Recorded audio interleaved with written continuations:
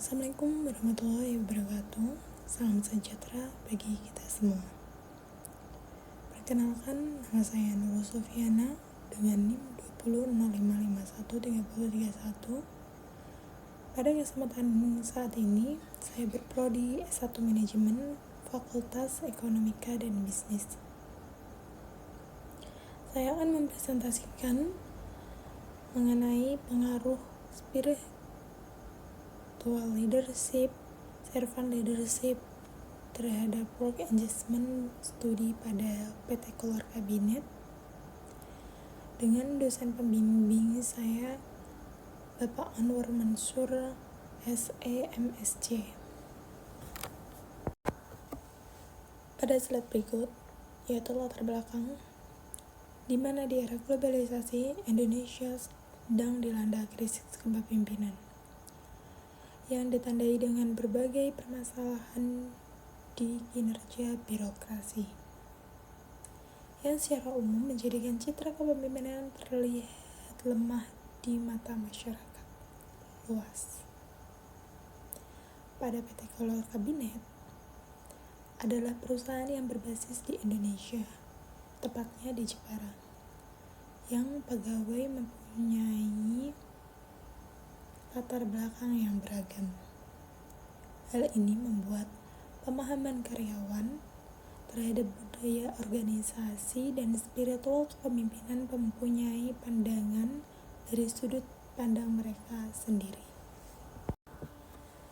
Pada slide selanjutnya mengenai tujuan penelitian, di mana ada dua. Yang pertama yaitu mengetahui pengaruh spiritual leadership terhadap work engagement pada PT Kolor Kabinet. Kedua, mengetahui pengaruh servant leadership terhadap work engagement karyawan pada PT Kolor Kabinet. Slide berikut yaitu mengenai kajian pustaka terdiri dari 3, yaitu pertama menurut Frey pada tahun 2003 yang umumnya dipandang sebagai penulis penting dalam bidang ini, digunakan oleh sebagian besar sarjana sebesar 55% yang mempelajari tentang spiritual leadership. Definisi ini dapat diringkas sebagai rasa berkelanjutan hidup spiritual seseorang seperti melalui komunikasi dan anggota, dan termotivasi secara intrinsik sebagai hasil nilai-nilai sikap dan perilakunya. Kedua, menurut Lydon et al. 2008, pemimpin yang menunjukkan semua dimensi ini dengan cara yang seimbang dianggap sebagai pemimpin pelayan yang efektif. Lalu yang terakhir ada Saucheville tahun 2006, yaitu mengenai work engagement dapat ditentukan dengan menggunakan 3 indikator, yaitu semangat, dedikasi, dan absorption.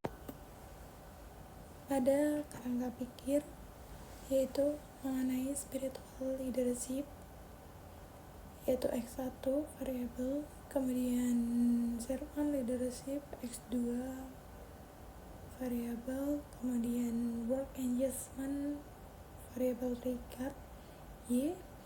Dalam di bawah ini keterangan hipotesis 1, kepemimpinan spiritual berpengaruh positif dan signifikan terhadap keterlibatan kerja atau work engagement. Kemudian hipotesis kedua yaitu mengenai kepemimpinan melayani atau servant leadership berpengaruh positif dan signifikan terhadap keterlibatan kerja atau work engagement sendiri. Selanjutnya, metode penelitian, di mana metode penelitian ini untuk mengkonfirmasi kembali pengaruh spiritual leadership, servant leadership terhadap work engagement pada PT Kolor Kabinet di Jepara.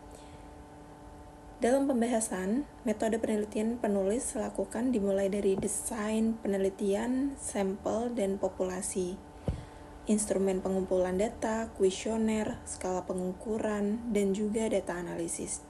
Data analisis yang digunakan ada dua, yang menggunakan uji validitas dan uji reliabilitas.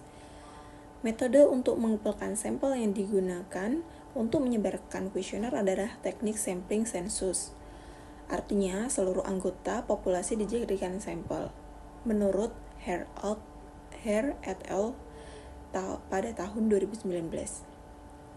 Oleh karena itu, data yang dikumpulkan dari kuesioner berjumlah 134 orang, di mana terdiri dari 67 karyawan laki-laki dan 67 karyawan perempuan.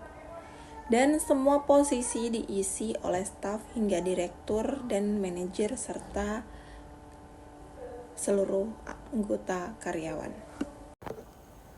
Baik, pada slide berikut ini ada hasil penelitian, yaitu pada tabel 4.5, tabel hasil uji reliabilitas. Pada tabel ini, yaitu variabel, ada standar alpha, current batch alpha, dan juga deskripsinya.